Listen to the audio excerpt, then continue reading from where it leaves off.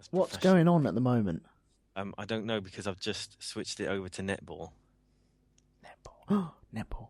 Okay. It looks really good. Right. I've got a list of They're things I'd just like to see, by the way. they're just hugging at the moment. Is it ladies netball? Of course it is. There's no such thing as men's netball. Is there not? No. Well, no, there isn't. Right, I hang mean, on. I've heard of some mixed tournaments for charities and things, but Sky Sports 2 right now. I'd imagine. Isn't that just basketball? No, because you can't move. I know. No one's allowed to move. Everyone just stands still and looks at each other and throws the ball around. That's netball. I'm pretty sure. There's men's netball. There's not men's netball. I've just That's not the googled thing. it, and there's pictures of men playing netball. See, this is gold. You need to save this.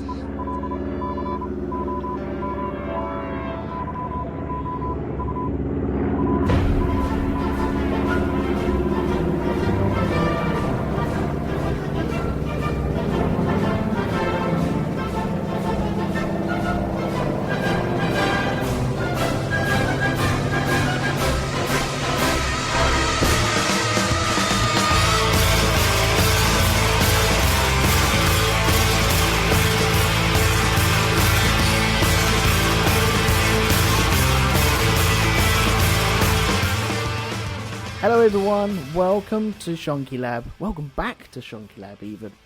I'm Elton. I'm joined today by Mr Lee Harvey. Hello. How are you? You alright? I'm not too bad. I'm good. Yes, thank Good. you. How are you? Yeah, not too bad. I think we discovered that on the backstage banter just before Yes. we went live. So Is that what that's called? I It- suppose that's very sporting, isn't it? Banter. yes, it's like the green room, but It's- like a banter type area. That's the thing that the kids are all doing these days, isn't it? Yeah. Bants, That's the one. Yes. great bants.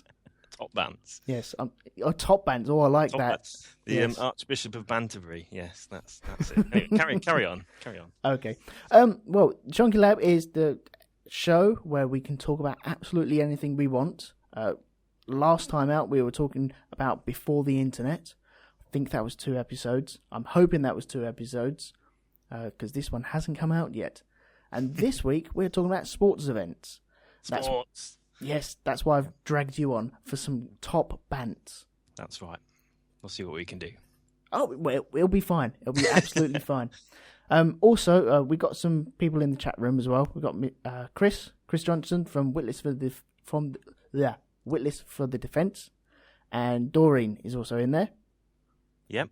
Hanging tough in there. Mm-hmm. We are also giving away world champions or world championships.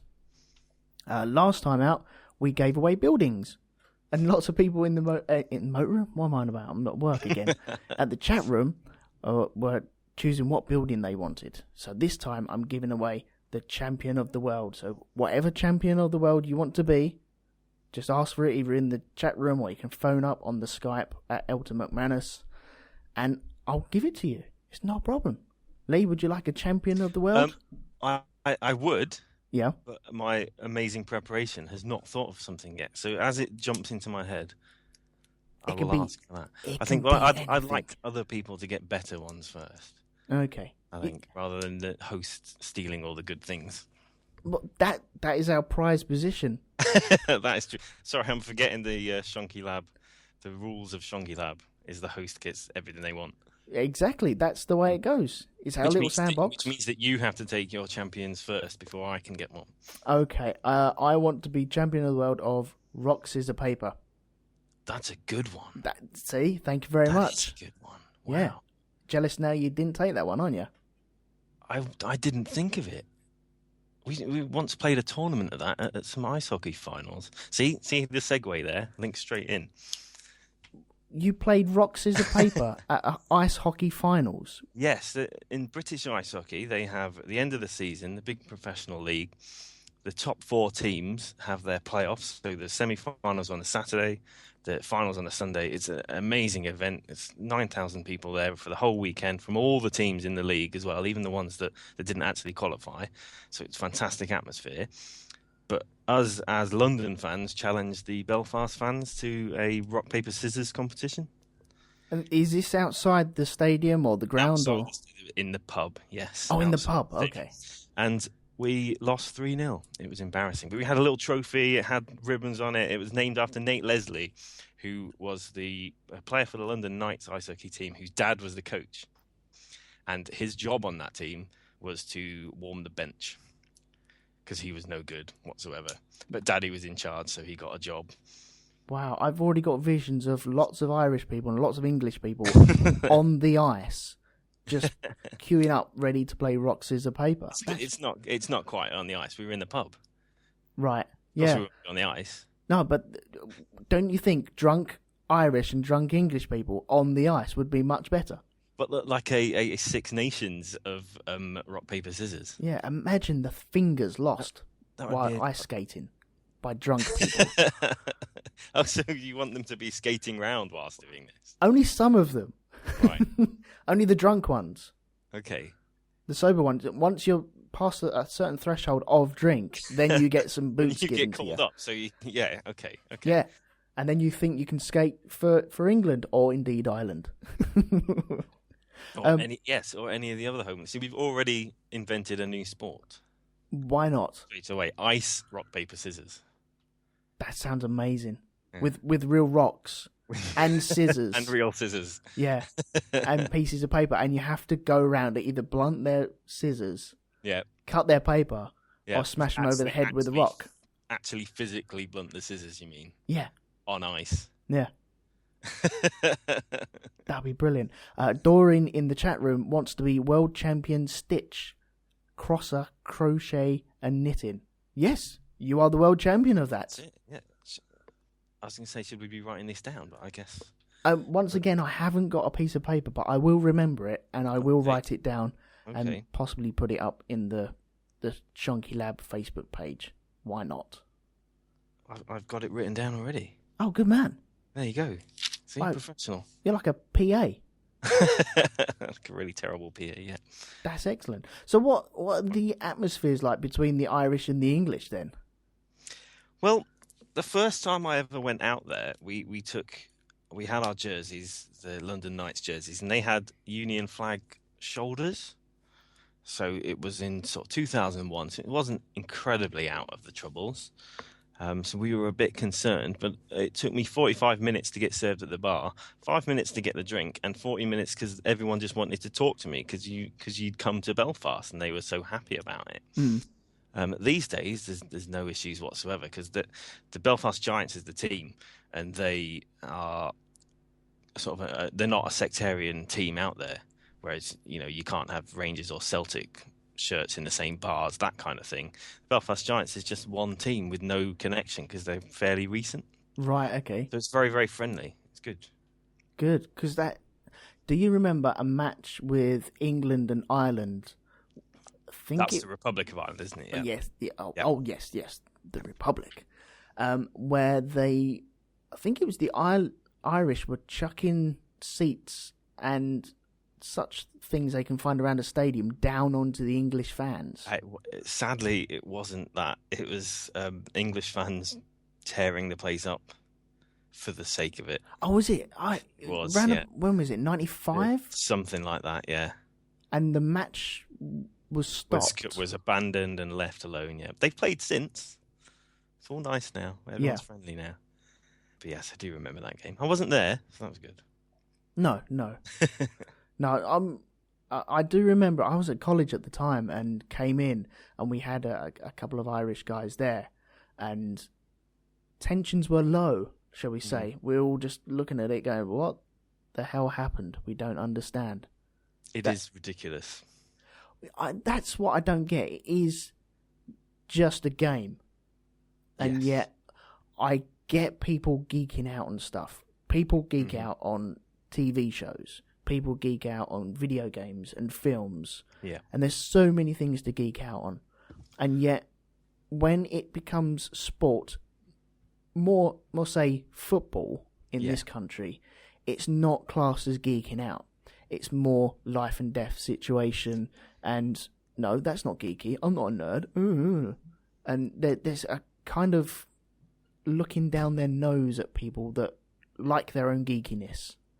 I think football in particular is kind of removed from everything. It's like the number one sport in the country, and so many people love it that I think it's an easy excuse for people to attach to themselves to, in terms of the sort of violence element of it, because it doesn't really happen in other sports. It seems to be accepted for football. As far as the geekiness goes, you're absolutely right for all sports. I mean, particularly ice hockey and speedway that I've been to see before. You will have people with the programs, and they'll be filling in the details, every single detail of everything that's happened. Cricket is another one, actually, where it lends itself to that, to stats and knowing numbers and following the numbers of what's going on. Right. So you're absolutely right. It is very, very geeky. Well, me and you went to a match, 2 weeks ago now, was it?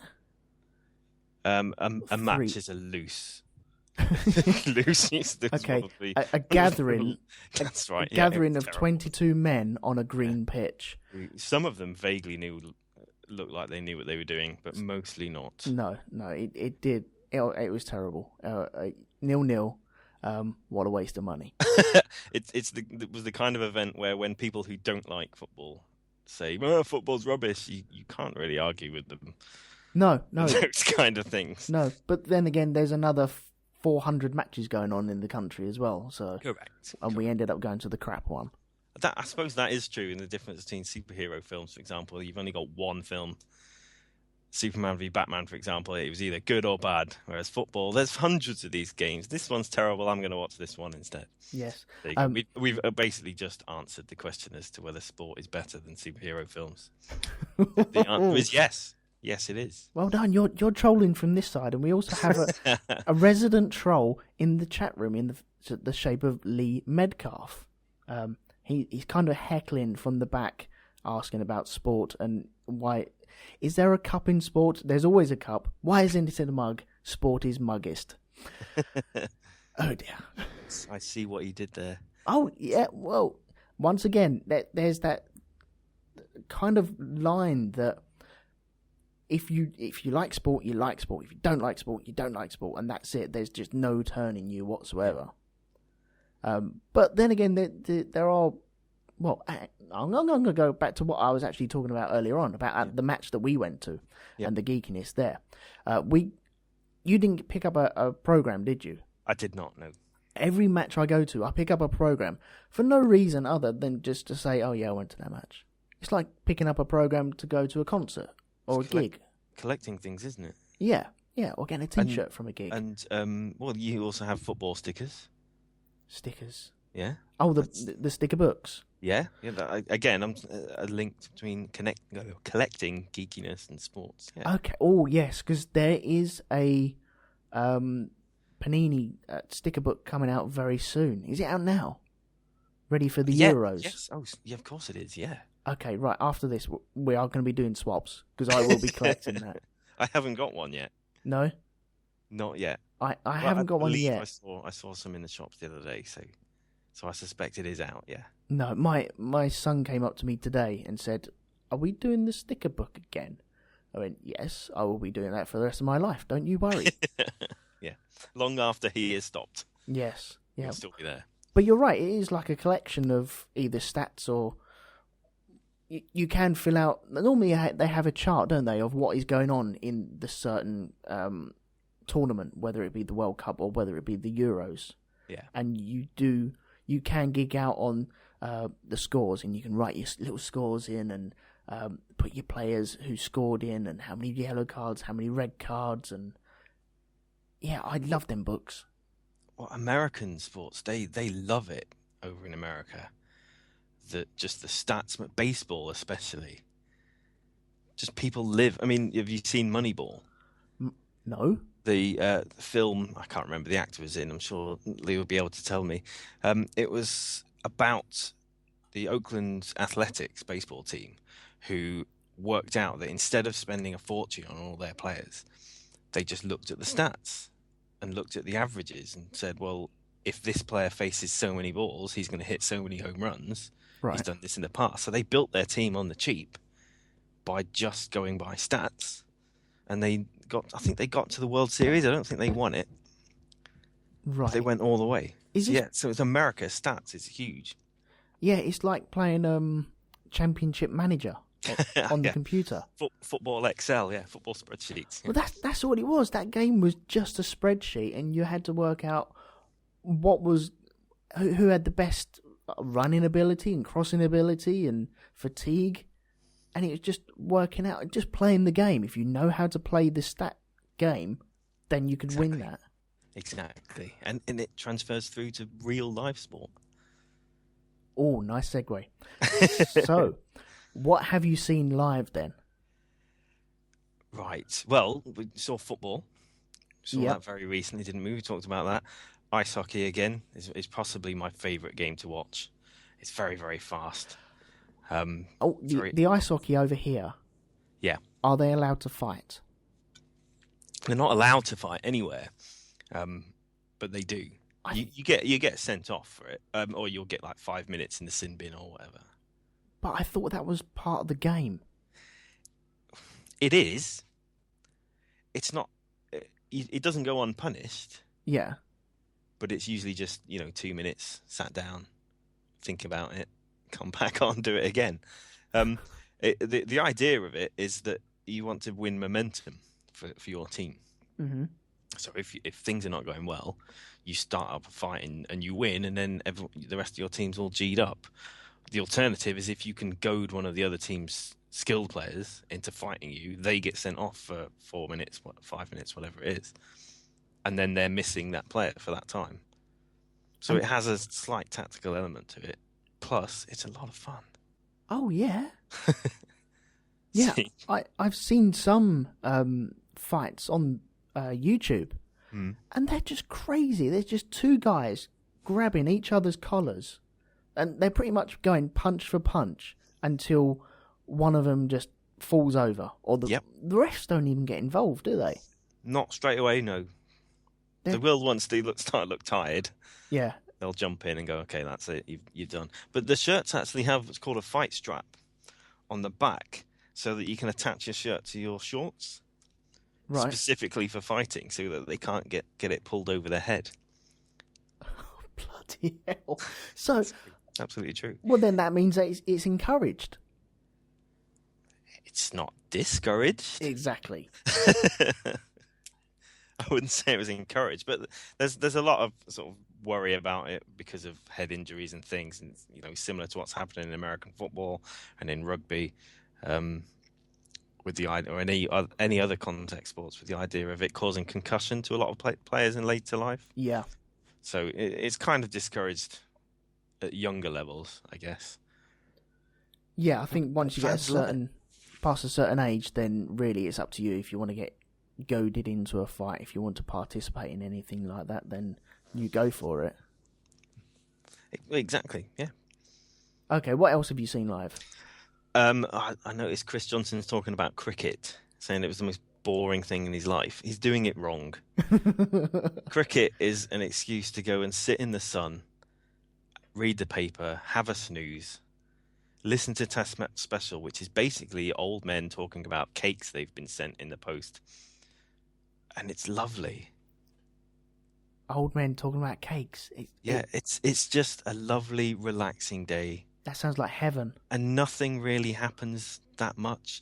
Occasionally there'll be a little bit of excitement and you can go, jolly good, and clap hands, and then go and get another glass of Pimm's. It's lovely. Yeah, Jack Woodgate says drink Pimm's. Exactly. That's perfect cricket. Excuse for that.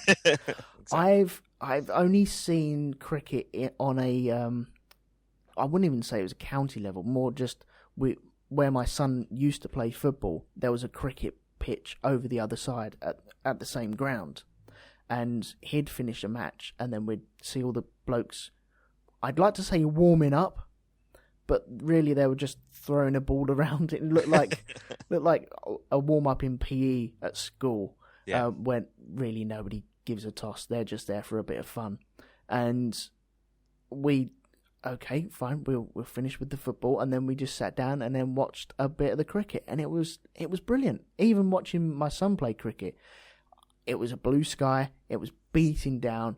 I had a nice big bottle of cold water. I had a book to read as well. Yep. And it was wicked. It is one of the greater things to do in life. Never mind just sport. It's lovely and relaxed. And of course, because if it's raining, it's not played. No. You just go. So if you're watching cricket, it will always be sunny and lovely. Yeah. And if you're in a stadium, have you been in like a big stadium like Lords? I have been to Lords. Oh. I've been to the Oval as well. I've seen an Ashes test at Lords before. And how did that go? Well, Lords is funny because the first session, everyone starts to come in the morning because cricket is split into 3 sessions, a test match day. And everyone will come in the morning and it'll be quite quiet and relaxed and you'll start drinking beer. And then by the mid-session, everybody's quite drunk. Okay. So there's lots of noise and lots of singing in the Barmy Army. And if you're watching India or Pakistan, there tends to be a lot of drums and horns and things going on, or the West Indies as well, to bring their drums. And everything's really lively. And then by the end session, everybody's really drunk and having a snooze, and the sun's going down. It's quiet. It gets a lot more sedate. Yeah. So it's a really, really like 3 things in one, basically. I'd imagine it'd be really good. I would like to go to one of them because you're in a place like every stadium, but you're there, and it's a game where you can actually chat through it, and you're not getting shouted over or some big dude with a big pie who wants to get past you. Absolutely, yeah, it is good. Of course, you're going to have 20,000 people there. Yeah, but there's other stuff going on, so they won't always necessarily be in the arena watching it at any one time. Yeah, it's just a lovely day. Go to Lords. Yeah, I used to work near the Oval as well, so I know exactly where that is. So that's less good because they won't let you take your own beer in. Oh, Lords does, but the Oval doesn't. Is there a restriction on what they can let you bring in? In Lords, it's 2 cans of beer per person or 1 bottle of wine. But as a friend of mine pointed out, a bottle of wine fits perfectly into a Pringles tube. So you could just walk in with a hamper full of Pringles. Surely they'd know about that. Surely. Well, lots of people are trying to get in, so they're not going to check, are they? You just walk in with your crisps and enjoy the day. Outside the stadium, there's all these Pringles on the floor. When nobody wants Pringles, they just want the wine. Exactly. Oh yes, dear. I do recommend cricket. It's fantastic. If you can go and watch it. Playing it is better too. But yes, it's brilliant. Okay, playing it is good only if you're batting. Or bowling. Depends on where you're fielding, because you can stand and have a think. Have a little sit down every now and then. Yeah, you can watch the world go by. It's lovely. It's a lonely game. It is possibly one of the only lonely sports. No, because when the bowlers change, you have to move. You have to move around a little bit. Oh, okay, right. You can do a bit of clapping and a bit of geeing up your bowler and going, come on. Okay, well, let's say I'm near the rope or the boundary. Yeah. I don't know where. I don't know what the names of the positions on the field are, but... And then it's time to change. And I've been standing there, and nobody's hit a ball towards me. They've all been going to my left or to my right, but my friend over there has been getting them. And I'm standing there going, okay. And then it's, all change. Okay, so I walk over to where my mate was, and they know that, okay, well, we've been trying to hit it over there, so let's try somewhere else. And you could possibly go for a whole game, which is a 3-day event, without even seeing that ball. Not at the sort of local level. It's usually just an afternoon. Right. It's not that bad. but it can happen, yeah. But that's the thing that a lot of people from outside of England or the countries that play cricket don't really understand, is how you can play for 5 days and not get a winner. But it's that eccentricity of cricket that's fantastic. It's I think the bat's better than baseball as well. Absolutely. I'd like one of them wrapped in barbed wire instead of a baseball bat and Walking Dead. Christ. Well, you've seen Shaun of the Dead. Yes. Perfectly well with a cricket bat. Yeah. Much better. So it's not only is it one of the finest things you can do in life, but it's also a good tool in a zombie apocalypse. And it's very civilized as well. Correct. If you have to suffer a zombie apocalypse, do it civilly. Is that a word? It is now. Do it in a civil manner. There we go. Exactly. Yeah. What else you seen? Or shall I shove in something I've seen? Go on then. Well, I have been to your beloved Millwall. Really? Yes. In what circumstances? Because you're from that way, aren't you? Kind of, yeah. Nearish. We had a friend. Is it? Hang on, right. I've got to work out this relation. It is a relation.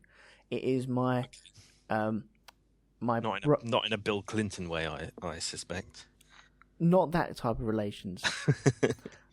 It was my brother-in-law's cousin and his wife's brother used to play for Millwall. Oh, okay. He was signed on for Millwall. Yeah. And he ended up playing for Charlton as well. Work that one out. But, let's not get into rivalries just yet. Yeah. We went to Millwall. First time there. I think we've been twice, I think it is. And we ended up behind the goal, but we weren't allowed on the bottom tier. We had to go up at the top tier. Yep, that sounds right. Is that what they normally do? As an away supporter, yeah? No, this was a home supporter. Oh, right, I don't know. This was a home supporter. We were in the Millwall stuff. What was the match? Oh, do you know what competition it was in? It was just a normal league match. I don't know. Nothing very big. Maybe they heard you were there and were a little bit worried. Well, I got worried when the man in the seat in front of me started rocking backwards and forwards and shouting out "Mill," and I had to work this out. Yeah, when you go to a football stadium and you don't know any of the chants or anything like this, you have to work them out, right. And sometimes it is quite fun. Like when I take my son to Colchester, you have to work out what they're actually saying. You're like, right. What are they saying? Okay, right, okay, they're saying that and they're saying that. Oh no, don't let my son say that because that's a swear word. But yeah, it was very intense. It wasn't violent, but there was a point where the ref was giving so many yellow cards. I think there was a red card during it as well. And right. One of the guys next to me stood up and at the top of his voice shouted, "Everyone in blue, Millwall's colours, everyone in blue, line up and give your name to the ref. Just get it done with." Because they were just getting everyone with a yellow card. They are colourful characters down that way. Yeah. Ex-dockers, and I think it's carried on even after the docks have closed. There's definitely some colourful language. Oh, God, yes. Yeah. Even from the very small, even from the young kids. Right. But it wasn't... There was no fights or anything like that. Millwall have got a reputation of no one likes us, we don't care type thing. Yeah. And they'll always have a ruck. Now, I've seen it on the TV where they have turned cars over when they didn't get promoted one year. Ah, yes, I remember that one. I wasn't there. They just narrowly missed out on going up to the Premiership. Am I right in thinking that? You are right, but it wasn't narrow. We completely messed up that particular game. It was against Derby County, I remember, yeah. Right, and they set cars on fire? Or rolled them over? Possibly. That may have happened. It did happen, yeah. It was well documented, and we've had draconian membership schemes ever since. Ah, okay. Yes, which is probably why you don't really hear about much happening anymore. Yeah. But I didn't see any of that. I didn't see any violence, but I think I was at the right game or the wrong game. Hopefully the right game. Well, it depends on what you go for, doesn't it? Yeah. But, do you think it was the right game? It was the right game, yes. I think so, yeah. Yeah. Why would I want to get involved in anything like that? I'm a wimp. I've got arms like SpongeBob SquarePants. I'm not going to have a fight. You just run away. Yes. Run away. That's what I do. Run away very quickly. Right. Yes, absolutely. Okay. So go on. So what else have you seen apart from Millwall? Okay. Does that count as sport? Yes, it does. Yes. Yeah. Okay. Yeah. I've seen Charlton play football. They were playing Wimbledon, and the atmosphere was really good, but it was freezing cold. And it was one of the only nights that it snowed, and me and Amanda were in the second from the front row along the touchline, and it was snowing this night. And where Cheltenham, they had just built their new stadium, and so a lot of the people behind us were undercover, so they weren't getting snowed. It was just the first 3 rows that were getting snowed on, and we were freezing. And we ended up going up the pub after. Up to our local pub, and people were like, "What did you do?" We had it on in the pub here. And we didn't know it was going to snow, and we wanted to go and see the match. I think Cheltenham won 1-0. Yeah. It was when John Hartson was playing for Wimbledon at the time, and so that's going back a little bit. But yeah, snowed on for no apparent reason. What the hell was that all about? It wasn't winter by chance, was it? Do you know what? That would be a good reason. In England, I don't think it matters when it was. It's just sod's law, isn't it? That's true, actually. I was told that it snowed up north this weekend. Yeah, what is that all about? Well, that is something when people say, why do you do it? The amount of times you've been on the stereotype is a Tuesday evening in Grimsby, and you've travelled hundreds of miles to watch your team play, and it's throwing it down with rain, and you're freezing cold, and your team loses pathetically. Why do you do it? But you just get attached to your team. You can't really explain it. I guess people like to belong, don't they? Yeah, it's their little group. Yeah. Their little tribe that they want to be a part of. And I think that happens in other aspects of life as well. I mean, going back to comics again, I know people who are like, I'm not interested in Marvel things. I follow DC things. Yeah. It's that idea of just wanting to belong to the same group. And Star Wars and Star Trek, for example. Yes. Not everyone, of course, but there are people who are viciously behind one thing. So it happens in all levels. And sport, particularly football in this country, is something that people find it very easy to attach themselves to. Yeah, I totally understand that. I've attached myself to the Star Wars universe, shall we say. And I know I do. I know I look down on the Star Trek as something that I don't like. But it's not for want of trying. I have tried it. I've just discovered it's not for me. Maybe that's the difference, because I wouldn't want to try Crystal Palace. No, why would you do that? I have no interest in trying them whatsoever. Maybe sports fans are actually more ridiculous. Yeah, I can see that. Changing colours and stuff like that. No, it shouldn't happen, really, should it? No. But it does. Yeah. Okay, what else have you seen? Right. What have I talked about already? Ice hockey. Formula 1. You love that, don't you? Yeah. Is it a sport, really? I'm sorry, what? Formula 1, you've heard of it. Is that really a sport? It's just people driving around. They're not really doing anything. It's like horse racing. That's the horse, right? I'm sorry, I'm going for a tunnel. What? Of course it's a sport. Of course it's a sport. Why is it a sport, then? I had this discussion a little while ago about sports and what is a sport and what isn't a sport. I don't know if I had it on here or not, though. I think it was on Twitter or possibly maybe even Facebook about what is a sport. And it's a competition, putting yourself against the elements of either a defined set of rules, and you also have to partake physically in the sport. So chess is not a sport. Okay. But then again, you're using your mind, aren't you? Correct. But you're not physically taking part in that match. And what about chess boxing? Chess boxing is a unique sport which I've known about for years and years and years.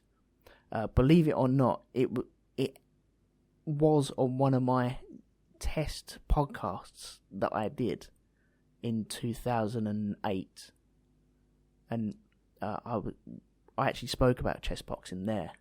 Right. But that is a unique sport where you box for one round and you play chess for the next round, and then you box for another round, and then you play chess for another round. And I think that's because you got the physical attributes of boxing, and then you still have to have your wits about you for the chess. Yeah, because you can, if you spend your entire time just training to be a boxer, you're terrible at chess, so you'll lose really quickly. Yeah. And vice versa. And plus, maybe it's the king of sport. I wouldn't say the king of sport. No, it's far more.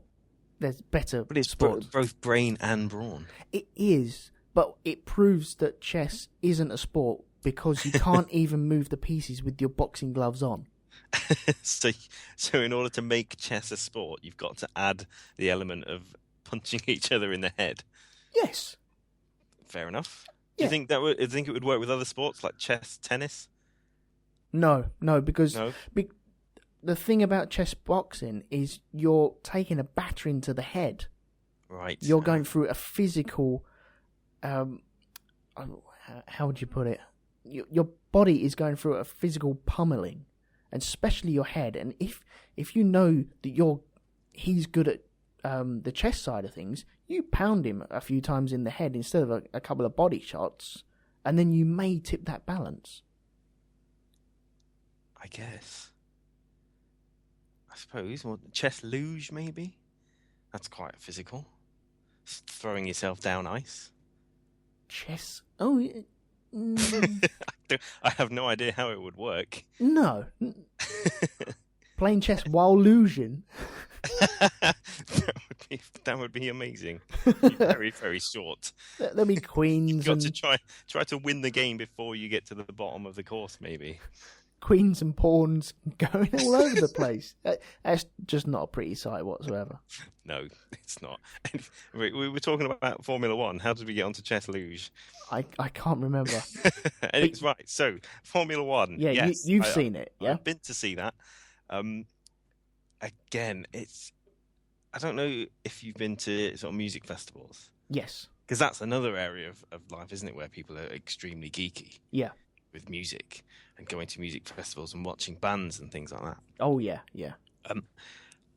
We went for the whole weekend. It was Silverstone, and it felt like a sporting festival because you went camping and there was lots of people gathering together, having barbecues, doing things, and then all building up to this big event that everybody went to on the Sunday. Mm. So that was a very different kind of atmosphere because the sport was almost a secondary thing because you were just there to be with everyone and have a good time. Yeah. So I would definitely recommend going. Well, I'm sure you would love to go anyway. Yeah, I haven't been to it yet. Prices are astronomical. Correct.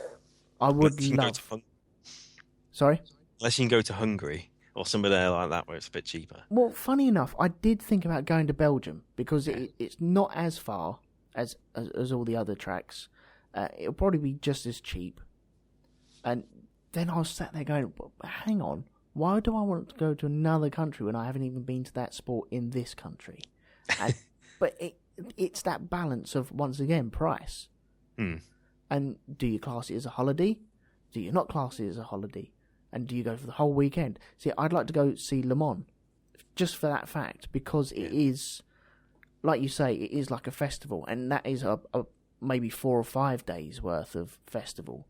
Yeah. And you've got so much things going on. You've got a massive fun fair there as well. Yeah. You've got shows going on. You've got gigs going on. You've got barbecues. Everyone is there for a barbecue, and camper vanning, camping there. Caravans are there. People are just there for the atmosphere. You could almost say that maybe half of their family go there for the racing, but the rest, they're all there for the atmosphere and to meet new people. Exactly. And that is something that sport is great for, bringing people together. Yeah.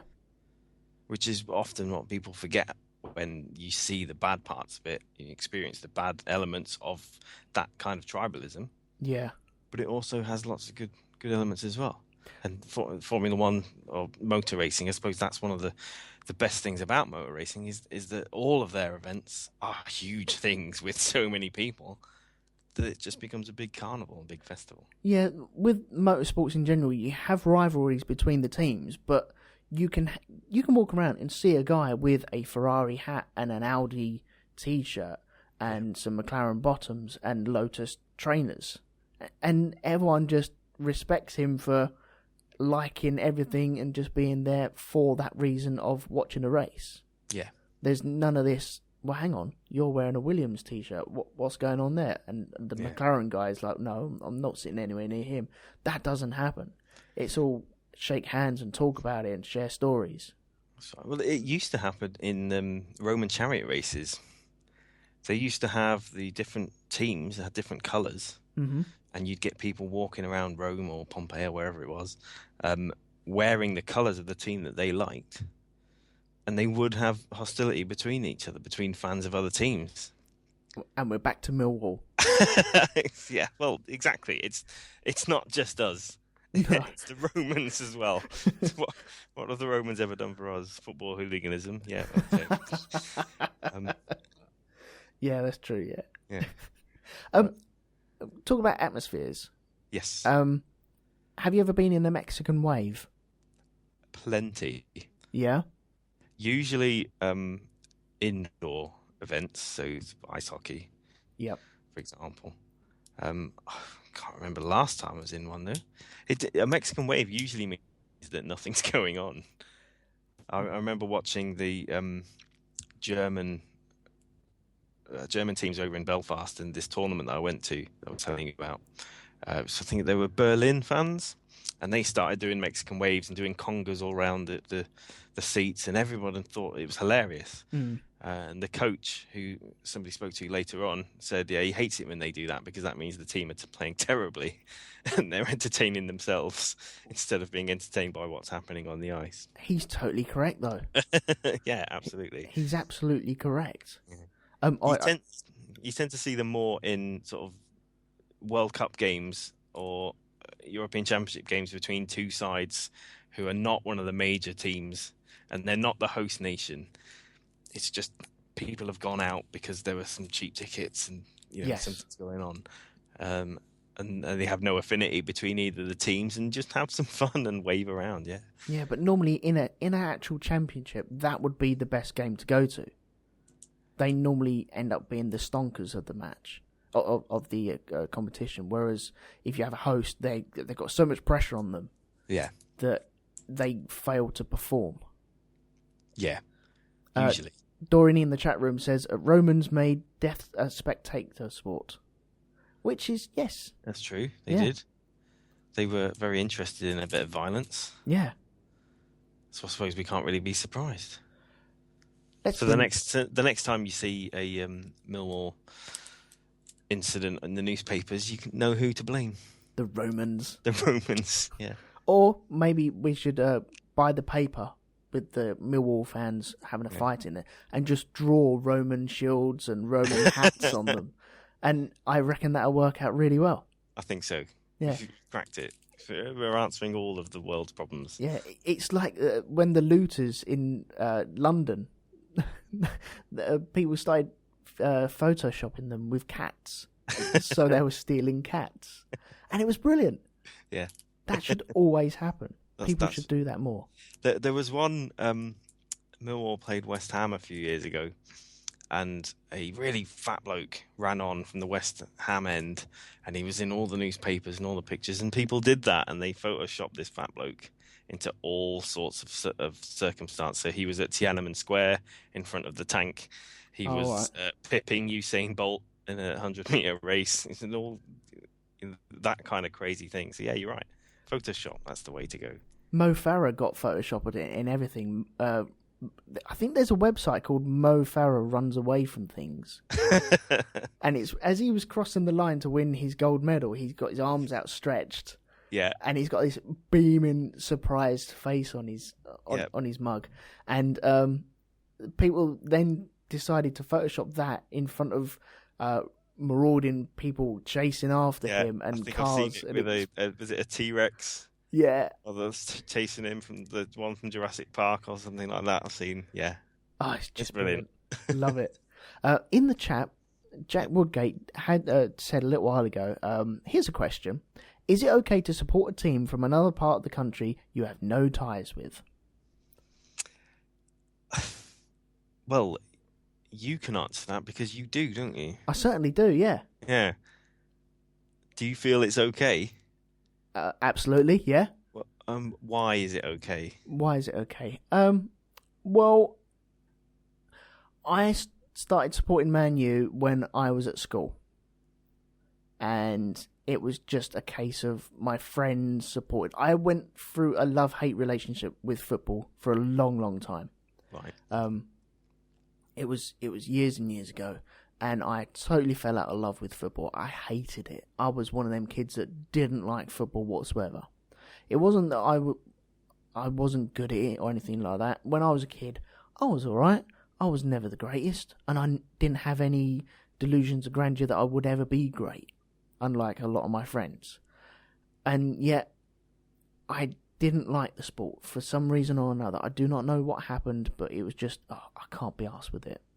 And then I went to secondary school and I met some friends, and we all started talking, and then we started bonding around, going around friends' houses and just watching football. And then it became bigger and bigger and bigger, and then all of a sudden you're watching a certain team again and again and again. And that's what happened with me. So, I have been up there a couple of times to watch it. There's been some dull matches. The atmosphere up at Old Trafford, right, is weird. Utterly weird. Because you get in there and you expect it to be heaving and this mega atmosphere that is just above and beyond absolutely anything else you've ever felt in your life. And you get in there and it is very disappointing. Because half the people in there are there for the first time. Right. Yeah, you get a lot of tourists. You get a hell of a lot of tourists. Like yourself. Yes. So it's your fault. It is my fault, yes. I blame it solely on my fault. Have we answered the question? No, it's not okay to support a team that's at the other side of the country that you've got. You're correct. I will stop now. You need to support Colchester instead. No, don't do that. Don't do that. But see, I follow a lot of American sports, so I've got my teams that I follow, and I have absolutely no ties to them whatsoever. Atlanta Falcons. No, I don't follow the Atlanta Falcons. I do. Well, we can't all be perfect. No.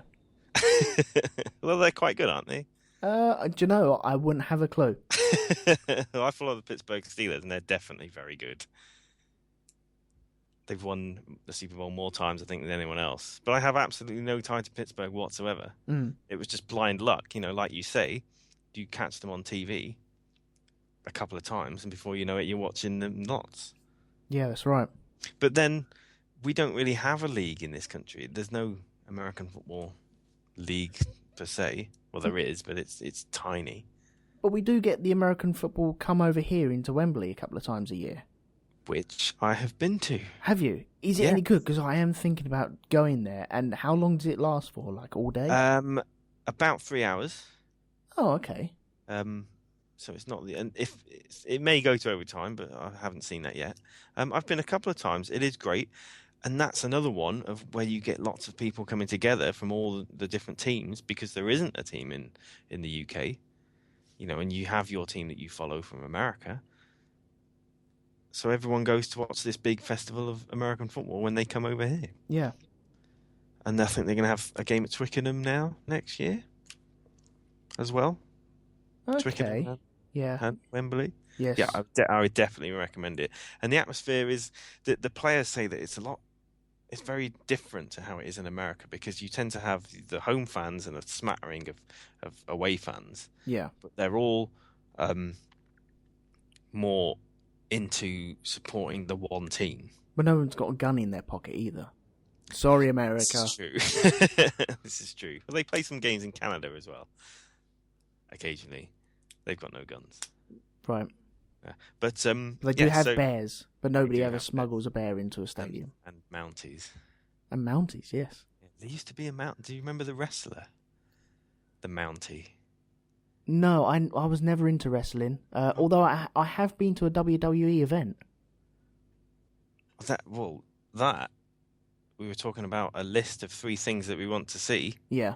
Do we want to start that now? Because we've only got 10 minutes left. I reckon we should have a break and then come back and do our lists. Okay, excellent, because that would have been a great segue, Elton. Oh, you've ruined it now. Well, let's save that segue for later on. So, what were we talking about? Yes, NFL, Wembley. Yes, definitely go. It's fantastic. All the people there watching the game, waving flags, being friendly to each other, and just enjoying the fact that the NFL is willing to bring a game over. Yeah. And the players say that they absolutely love it because it's a very, very different atmosphere. There's constantly something going on. Whereas in America, depending on how the game is, it's either very, very noisy when the opposition team are trying to do something, or it's very quiet because you want your own players to hear each other. How would you feel if, God forbid, Millwall ended up playing in another country just for promotional purposes, but it went towards their league and they lost? I don't think I'd mind that much, to be honest. I don't think it would bother me, but I don't really go that often anymore since moving away. I think if you had a season ticket, that would be irritating. If you'd spent all that money and then to lose a game. Yeah, because you could blame it on the flights and different Yeah. atmosphere and just pointless, and there'll be people will throw their arms up in the air and say, "Never do this ever again." But they do. Yeah. Okay, we have a question in the chat. It is from Mr Lee Metcalf once again, and it says, "Is it okay to go to a VIP box and eat the complimentary food and not watch the kickball and rug ball?" Absolutely. Of course it is. I reckon many Who wouldn't people turn down free food?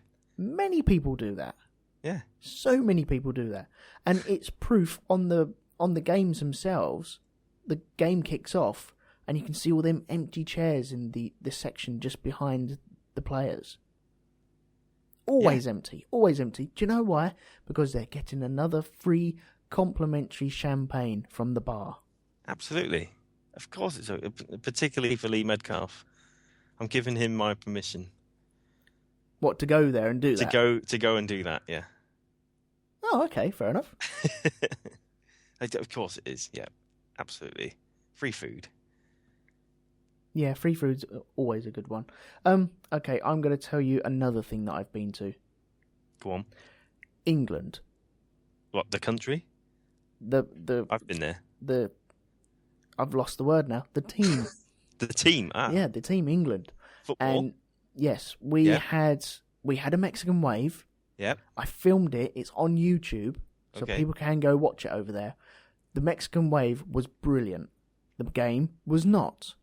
The atmosphere was weird, but we also had a row of school kids behind us, and at England matches, the ones I've been to, they give you a slight a fan, a cardboard fan snap thing where you can bash it in your hands and make cracking noises, and to have a whole row behind you just cracking that for 90 odd minutes plus is to the point of distraction where you want to get up and murder everyone in the stadium whatsoever. Yep.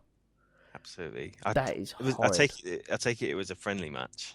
It was England-Denmark, and there was about 3 or 4 subs. It was a friendly. It was a bad match to go to. I don't think I'll ever be going to see them. Talking about atmosphere, one of the worst sporting atmospheres is England playing at Wembley. Mm-hmm. It's just awful. It's quiet, dull, nothing's going on, or it's annoying, like you say, with the kids screaming and the things clacking and what. Yeah, it's just bad. I mean, to the point that I was once offered 2 tickets to go and see England play Holland for free, and he said no. I'd rather not go. Yeah. The hassle of going to Wembley and yes, didn't. The match I went to as well. It was so boring. Them clacky things of paper. Someone turned them into an aeroplane. And they were trying to get them on the pitch. There was a famous incident talking about atmospheres at England games being terrible. One thing that's fantastic that's come out of it. Do you remember? I can't for the life of me remember who England were playing, but somebody threw an aeroplane from quite high up in the stand, and it floated down and it floated down slowly, and the whole stadium almost caught up with what was going on. And it went down all the way onto the pitch and hit one of the opposition players in the back of the head. Yes. And, well, the good thing about that, because that is on YouTube, I've seen that many times. And the whole stadium are going, ooh. and you can see this paper airplane turning and twisting. And every time it turned, the whole stadium, remember, you got, 50, 60,000 people here? Yeah. And they're going, whoa, and it's swooping down, and then it hits that guy in the back of the head, and the crowd went bonkers. Yeah. It was probably the best thing that ever happened there. Yeah, I do remember that. Yeah, I'm just posting it on the chat now. You got a link for it. Excellent. I do, yeah. There we go. That was amazing. It was fantastic, yeah. Yeah. Okay, right. Last 5 minutes before we go for a break. Okay. What would ruin an atmosphere in a stadium like that? Well, it's just people not wanting to make a noise, I suppose. Or maybe not wanting to, or not paying attention, not watching what's going on. But it depends entirely on the sport, because like we talked about cricket. Yeah. And that's quite fine to just be sitting there and doing something else and occasionally looking up. Maybe it's because it goes on all day. Whereas football, you're in there for 2 hours. What about the Vuvuzela? I used to have one. Oh, you were one of them, were you? Somebody I knew went out there and brought me one back. This was the World Cup in South Africa. South Africa, that's right, yeah. And it was a case of the whole world didn't expect the Vuvuzela to kick off so badly. And when everyone was watching their matches, there was this kind of drone, a bee kind of thing, and everyone thought it was the microphones at the stadium, but it turned out to be this drone of vuvuzelas just being blown constantly for the whole match. Well, at the time, I think it was kind of annoying, and you thought, oh God, what can you stop this horrible noise and muting the TV? But now it's kind of nostalgic. Kind of like, oh, I missed that noise. I think towards the end of the knockout stages. Sorry, before the knockout stages, it took a couple of matches to get used to it, and then the problem with that is you have to get used to it, and then you have to accept it, and then once you've accepted it, then it's not too bad, and it kind of disappears into the background. Yeah. But it was just a case of we all had to accept it and encourage it. We can't just go over to South Africa and say, no, you can't blow these. You can't do this. No. Well, actually, that is something that FIFA can do quite happily. The bastards. They would be perfectly happy to go to a country and tell them exactly what they can and cannot do. Yeah, it wouldn't surprise me. Brazil, for example. Right.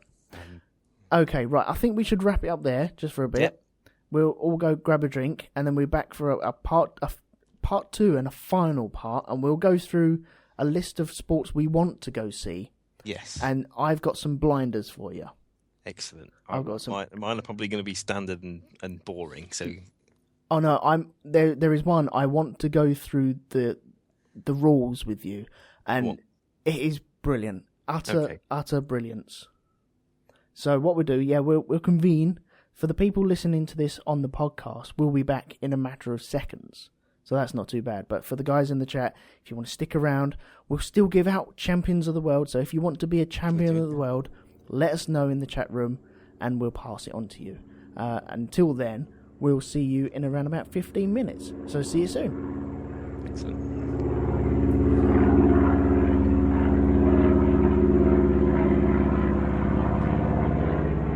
Welcome back to part 2, Mr. Chat Room. how are you doing? I'm glad everyone is still there. Hello all. Yes, But definitely. we've lost Lee Metcalf. Is that a good thing? I don't know. Some say it is. Some say it is. And yeah, poor old Lee needs his beauty sleep. So, you know. I'm saying nothing. I'm just loading the gun, that's all I'm doing. I ain't firing it, I'm just loading it. Yes, anyway, I'm back, Elton. I'm back here with Mr. Lee Harvey. Hello. And we're still talking about sports events. We got lots to cover. This is our last hour, so if we don't cover it in this, then that is it. It is gone, forgotten, forever. Hold your peace. So help you God. I want to hit some champions of the world. We are giving out champions of the world today, so anyone in the chat room wants a champion of the world or be a champion of the world at a certain thing, then let us know. I'll tell you what, you can also, once you listen to this, if you want to go onto the Shonky Lab Facebook group, which is at Shonky Lab, which is at facebook.com/groups/Shonky Lab. You can go on there and put it in the comments down there. If you want to be a champion of the world, put it in there. I shall. I think it's worth it, isn't it? Pass it on to you. Once in a lifetime opportunity. Yeah. Exactly. To be officially the best in the world at a thing. Yeah. So I will do Mr. Lee Metcalf's now. He asked in the chat room, he wants to be the champion of withering disdain. That doesn't surprise me in the slightest. You want him to be the champion of trolling, though, right? What? That? They're kind of linked. Yeah. I think anyone named Lee is pretty good at trolling anyway, aren't they? I don't know what you mean. Oh, I think you do. So withering disdain it is then. Yeah. What have you decided on yours? I'm going to be champion of sandwich making. Ooh. With a particular specialism in cheese sandwiches. Nice. Yeah. That's my thing. You do realise that now that you're the champion of cheese making, sandwich making, yeah. cheese sandwich making, then you will be expected to offer that service. Well, I've worked my way up to champion. I'm beyond needing to offer my services now. Oh no. No, if I come round your house one day and I'm hungry, I'm gonna ask for a cheese sandwich. Okay. And there's no backing out. There's no I'm the champion. I can't make that. Oh no, it doesn't work like that. You'll get one and it'll be lovely. Okay, that's good. Did you have a text there that you wanted to yes. Phil Henderson. He wants to be champion of mediocre sport. Really? But I'm not sure if that means, champion at being mediocre at sport or of mediocre sport. I'd say of mediocre sport. What constitutes a mediocre sport? Darts, fishing. Oh, whoa. Now, you can't defend Formula One and then have a go at darts. Darts, fishing. Fishing's not a sport. Well, technically it is because you're physically opposed against the fish. Chess fishing, you say? No, I didn't say, funny enough. I don't know where you got that from. It's just a link from being physically opposed to another boxer, I suppose.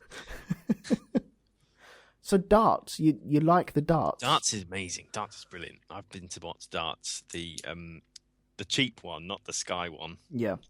The one at Lakeside. Is that in Essex? Yes. It is, yeah. Unfortunately, yes. Well, that's right. You live in Suffolk, don't you? No, I live in Essex. I live on the Suffolk-Cambridge Peninsula. Okay. It's North Essex, but you know. But darts, yeah, it's fantastic. It's just a room full of people watching fat blokes throw steel at a dartboard. Mm. I've not sold it very well there, but it's a lot of fun. There's a lot of free-flowing pints. Where was it held? Lakeside. I know, but whereabout? Is it in the actual shopping mall itself, or where? Because not the shopping centre. There's like a hotel. Oh, okay. Because they used to do. I have to Google it now to see where it actually was. In the shopping centre, they used to do 9-ball Yeah, nine ball. It's at Frimley Green in Surrey. Sorry, not in Essex. Oh, okay. Yep. I didn't Google that, honest. No, I didn't think you did at all. Yeah, do you remember ever watching the nine ball, which was played in a shopping centre, and you saw the lifts going up and down in the background? No. People shopping, and Steve Davis playing American nine ball. I don't remember this at all. Yeah, it's brilliant. Nine ball pool. Yes, yeah, like massive bucket pockets. Yeah. Because they're all terrified of the ball not going in. But then again, it's a totally different game to pool and snooker. Totally different game. But yeah. It's good to watch. They don't do it as much now, though. It was always very fun. fast. What, American nine ball? Have you ever played it? Because is that the one where you win if you pot the black? No, you pop the at any stage. Yeah, the nine ball. Yeah, the nine ball. But you can hit another ball onto it, and then if it goes in, you've won. Yeah, let's say you've got to hit the next ball in the sequence. Yeah, you have to knock the nine balls in sequence, or if you're on the next ball, let's say ball 1 and 2 have gone down, you're on the third ball. If you plant that third ball onto the nine ball goes in, you've won. You've won, yeah. I've played it, but I've never actually watched it. Yeah. It's good. It's good fun. But if you ever go to a snooker hall or anything like that to play these games, play snooker first, then pool, and then nine ball. It gets remarkably easier. If you go the opposite direction, you will have a very bad day. Snooker's impossible. No, snooker's not impossible it is. If you start on it. If you start playing nine ball with massive pockets, you get used to that because they're very forgiving. Okay. Then if you go, even if you play normal pool, the pockets seem a little bigger, and the I nearly said pitch. The table is a lot smaller.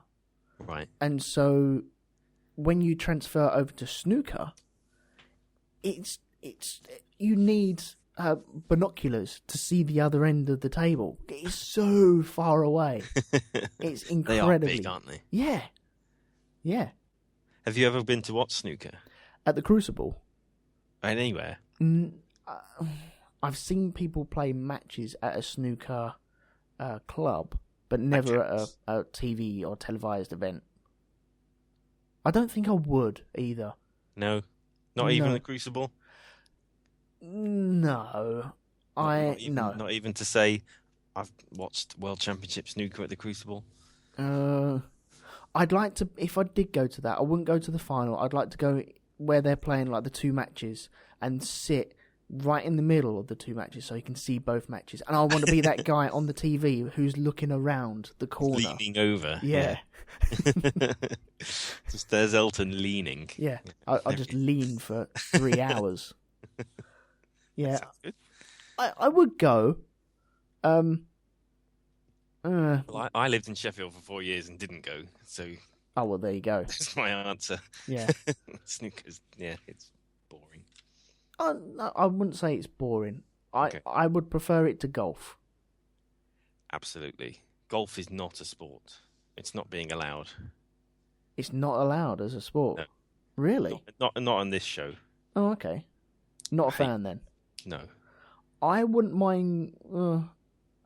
I don't know. No. Driving ranges can be fun. Driving ranges are brilliant. Yeah, but watching golf as a spectacle. Yeah, it's one of them games where you'd rather play it than watch it. Definitely. Absolutely.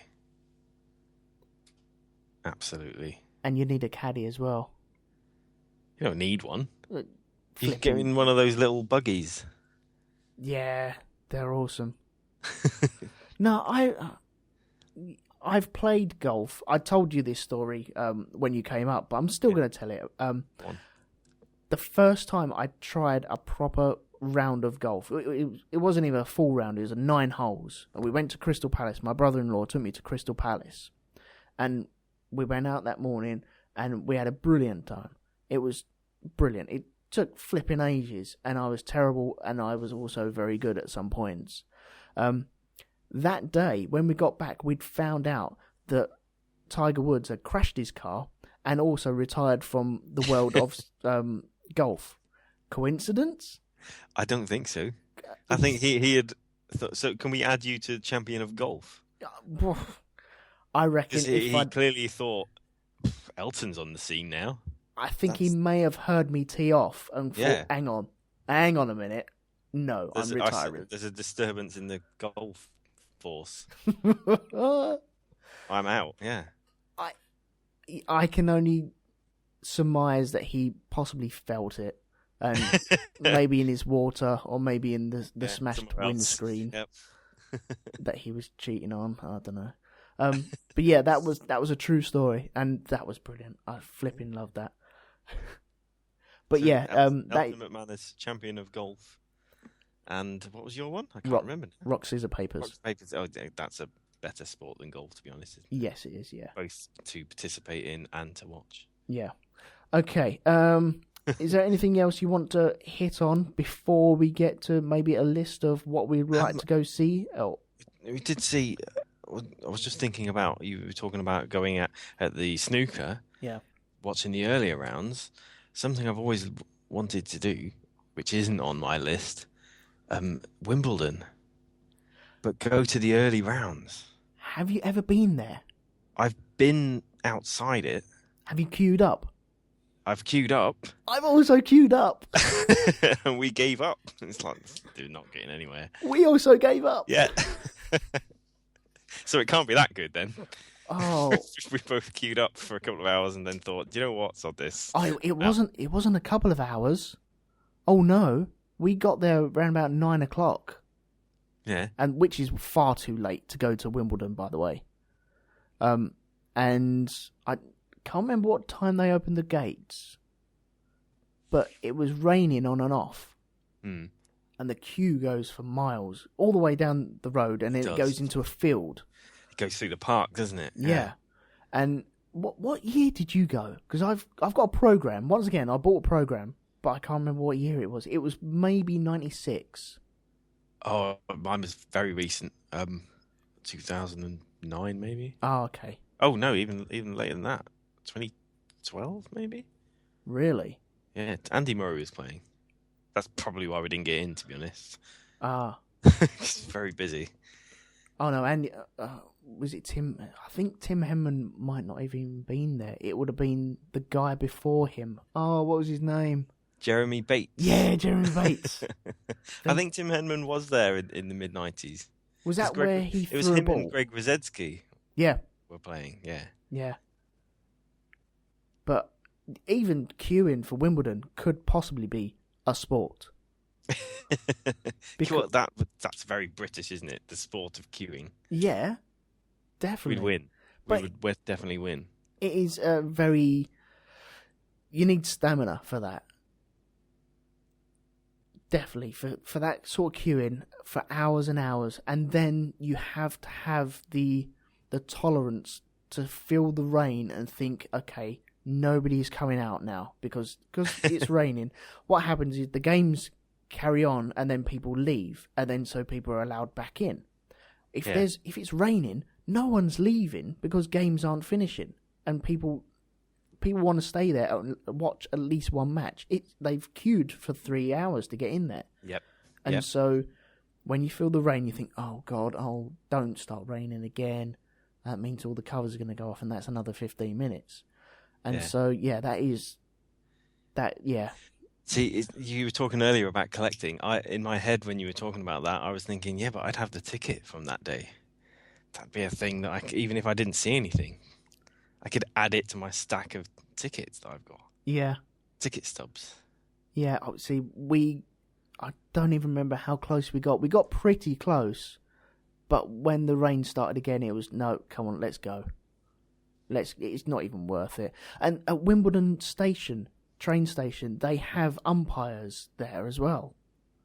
Or when I went, they had umpires on umpire chairs on the station. And I think they were the people looking out, like the station masters, type thing. But they were in umpire chairs, sat up like 6 foot up in the air. It's brilliant. Brilliant. For one day of the year. Yeah. Or 2 weeks of the year, so they get to sit on these silly little chairs. I bet they love it. I bet they love them absolutely. 2 weeks. Of course you would. Nobody books any holiday over that. Hang on, the big tall chairs are coming out. Why would I want to go anywhere? Absolutely.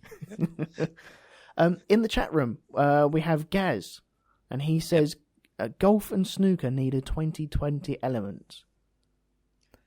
She's referring to 2020 cricket there. Yeah. That excitement. Can you explain that? Because I'm not too sure on what that is. I know it's a fast version of cricket. Yeah. Well, you have Test match cricket, which is the one that takes 5 days. And the idea of that is each team has an innings each. An innings is a bat, basically. Yeah. And you have 2 of those each. And you have 5 days to complete the game. And if it's not completed or if there's no winner, then it's a draw. 2020 is all of that condensed into some very, very small. So it takes about 3 hours. But which means that they're slogging the ball. They're just trying to score runs as quickly as possible. Right. So it's more exciting. It's a lot faster, and people will get out quicker. And the reason why it's called 2020 is because that's referring to the amount of overs that you have. An over is 6 bowls, and you're only allowed 20. Okay. Does that make sense? Yeah, that makes sense, yeah. They also get to wear colourful uniforms. Yep, and it's all snazzed up, and there's pop music, and there's cheerleaders, and it's played in the floodlights, and noise and excitement and things is encouraged, whereas it's more sedate if you go to Lords for a Test match. That's as we talked about. It's the rock and roll version of cricket. Yeah, exactly. Yeah. And for Sky Sports and stuff like that. Yeah, it's a lot of fun. Cool. It's a lot more exciting. Very, very different game. It's kind of, when you see the big shots hit in cricket or baseball. Yeah. It's lots of those because no one's trying to. Because in a Test match, you've got 5 days, so you don't want to get out. You try to stay in as long as possible. Whereas in this, you've only got an hour and a half. Get as many runs as you can. Right, okay, so you just leather it. Exactly, but that means you'll get out more easily. Yeah. So, yeah, it's a much more exciting version of the game. Right, okay. But how you do that for golf or for snooker, I don't know. Golf, the ball is never allowed to stop. So you hit, and it's up to you. You have to catch your ball up. How about that? Or you've got only 5 minutes, maybe. Yeah, Get to the ball. You've got to play it again within a certain amount of time. That's brilliant. On a 3-par, you get 3 minutes to do it. On a 5-par, you get 5 minutes to do that hole. Oh, that would be brilliant. Seeing people sprinting after. Yeah. Or if they lost the ball. Well, I can't find it. You've only got 30 seconds left. Quick. Oh, there's something there, isn't there? I'd watch that. I'd watch a man with a stick knocking a small ball around. Yeah, definitely. While he's running. Suddenly they'd have to be fit as well, wouldn't they? Yeah. There's you wouldn't be able to have a caddy. Or maybe they would. Maybe they'd have proper athletes would be the caddy. And he'd run. He would run ahead. The caddy, it'd just be, it'd be something like out of Bear Grylls, wouldn't it? Just a guy with a massive pack on his back with lots of wooden and metal sticks sticking out of it. It'd be something like out of Mad Max. Well, Jack Woodgate suggests trail bikes. What, for golf? Yes. Yes, I'm sure the groundsman would love that. I would watch that as well. Or maybe just stay in the buggies. I think I'd prefer their bikes, but you're not allowed off the bike. Oh, yeah, you have to take your shot from the bike. Yeah. So it's kind of like polo, but on bikes. Yeah, but golf. Yeah. You do get these weird cross sports, though. There's foot tennis. Have you seen that? No, but I'm sure I've played that in my front room when I was a kid with my brother. It's tennis, but kicking the ball. Right. Well, it's not a tennis ball. I think it's a football. Okay. And there was that other one. There was that other one that you showed me about. Was it volleyball with the what are they called? Do you know the gym balls? Yeah, not medicine balls. the big, soft ones. The ones that you sit on, like, Yeah. to crunch your tummy. Knocking the ball around. Did you actually see that video? Because that Yes, video is yeah. brilliant. Yeah, it's fantastic. And it was volleyball, but Yeah. with massive balls to use instead of your hand. Yeah. I've seen, there's unicycle polo. Okay. Polo on unicycles. I've also seen unicycle hockey, as in ice hockey, but not on ice. It was in a sports hall. Chess boxing, sorry. Yeah, chess boxing. Not chess golf. That would, yeah. No. That wouldn't work. Nobody's going to pay to watch that. No. Foot golf, Gaz has suggested. That is definitely a thing.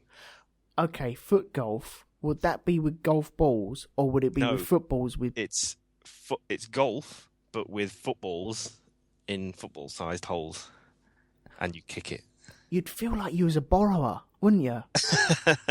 as Danny Davies says, a borrower, I'm playing golf. I'd watch that as well. I could deal with that. That would make golf good. Yeah, exactly. Very good. Yeah. Right, we've wandered into sports that don't even exist. Yeah, crazy land. Barely exist. Yep. Right, let's get it back. You wanted to mention about the sound of when you was at the Formula One. Formula One, yes. That is something that really makes the atmosphere as well during the event itself. The smell and the sound of a Formula One car. Mm. I know they've changed recently because they've got a lot more sort of electronics within the engine, haven't they? Yeah, something changed. They've made a smaller engine, and you got a hybrid system there. Yeah, but even like walking up to the track for a mile or two away, you could hear that roar and the revving of the engines. It's amazing. Where did I go? I went to one of these drag racing meets. Oh, I can't remember the name of it. There's one up in Milton Keynes somewhere, and you walk up to that and you can hear the cars just tearing away. There is a certain atmosphere at a racetrack. Yeah, that is just amazing. It's the smell. You get a certain smell there as well. It's just the petrol and the petrol heads and everyone there. Funny enough, I nearly got run over by Dr. Jonathan Palmer at Brands Hatch once. He used to be a Formula One driver. His son is now racing in Formula One. And I went to the toilet at Brands Hatch. I walked all the way back. I was walking towards the grandstand I was in, which is on the first corner. And he came out on a moped. And he was going through everyone. He missed someone.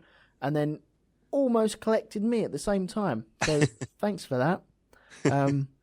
Next time I will stick a stick in your spokes, you git. Do they have spokes on mopeds? Of course they do, yeah. I think that's how a wheel works, yeah. Yeah. Yeah, but a track, I went to Brands Hatch to watch the DTM. Which DTM? Is the German touring car. Oh, okay. And these are heavy, heavy monsters. These are brilliant. And you did have the likes of a Hakkinen driving these around at the same time I was there. And the rumble of these cars, you can feel it in your chest, and everyone around you can feel it as well. And you can feel it in your bottom because the whole grandstand is shaking. It's brilliant, isn't it? Everyone gets excited because all the cars are going round. And when they rip past you, you're, oh my God, that's amazing. That is something that's great about any sport that you're watching. If there's a lot of noise, if the atmosphere is really ramped up, it gets right through you. Yeah. I mean, I've had it anything from a motor race to being at Millwall, when everyone's behind it and making a lot of noise. It's incredible. Your hairs stand up on your arm. It's brilliant. Oh, it's amazing. Absolutely amazing. I mean, have you ever been to Speedway? No, I have a couple of friends who go and watch that quite a lot. But no, I've never been. That's a similar kind of engine smell and noise. And I mean, these bikes, they don't have brakes. And they just hurtle around the track. they have to twist. You've seen it. They have to twist the bike around Yeah. to get it round the corners because they've got no braking. Yeah, I wouldn't mind going to see that. Actually, I would recommend going to Watts Speedway. Like you said, there would be geeky people there collecting data on who's coming first, second, and third all the time. Yeah, yeah. And I'd respect that person for doing that as well. Yeah. Okay. That'd be good though. In Scandinavia they do it on ice. Yes, they do. So they also do rallying on ice as well. Yeah. Well, you're in a car. That's not quite as dangerous, surely. These bikes have massive spikes on the wheels. Yeah. So there's you on your bike. There's 3 other people racing you. All of the bikes have huge, deadly spikes on them. You're on ice and you've got no brakes. Why are there not more people killed on this? Honestly. But they're very good at driving over in Scandinavia, aren't they? Yes, they are. Yeah. That'll be why. Yeah. Okay. Any other events you've been to? Probably. Yeah. They can't be that memorable. Okay, fair enough. Of course. The big one, the Olympic Games. Ah, you went there? We had in 2012, yeah. For 2 weeks of the year, London was not a horrible, horrible place to live. In fact, it was the quietest place in the world. The quietest? Yeah, because people decided to take either 2 or 3 weeks off on holiday because they were worried about it being busy or work from home. And everyone found that everyone else had also done that as well. Maybe that's what it was, because I was still there. Yeah, and so London was very quiet. Yeah. I had a really great time. That entire sporting tournament, there was so much to go and see. Even if it wasn't in the actual venues itself, there were things going on in the streets. So the speed walking, the marathons, the various cycling races, there's all sorts going on. Speed walking. Speed walking. Right, I've got to Google something. Go on, carry on, sorry. Yeah, we made a deliberate effort to go and see that because there's not a sillier thing anywhere. It's like the Ministry of Silly Walks, isn't it? Yeah, yeah. The people waddling around. Just run. Right, okay. If I've heard this on another podcast, I would give them credit. It was on Geek Nights. Okay. And every now and again they bring up race walking or speed walking. Yeah. And the idea of race walking or speed walking is you have to walk from a point A to a point B in the quickest time, but one foot has to always be on the ground. Correct. And I've seen this on TV, and lots of people have been kicked out of this for running. Yeah. Once both feet leave the ground, you are in the air and you're classed as jogging or running, aren't you? Yep. The Wikipedia, if you go to Wikipedia and put in race walking, the picture that you get associated with that page has people race walking. Okay. And there is a person running in that picture. So the official picture on Wikipedia is someone cheating at race walking. I'm just having a look. It is glorious. It's hang on. What number is he? Oh, I can see it. Yeah. Yeah, number 114. He's running. He's cheating. You're absolutely right. There's another one further down. The next picture, the guy who's in the lead, he's clearly running. Well, that's why he's in the lead. Because he's a cheating bastard. And the next one down, they're all running.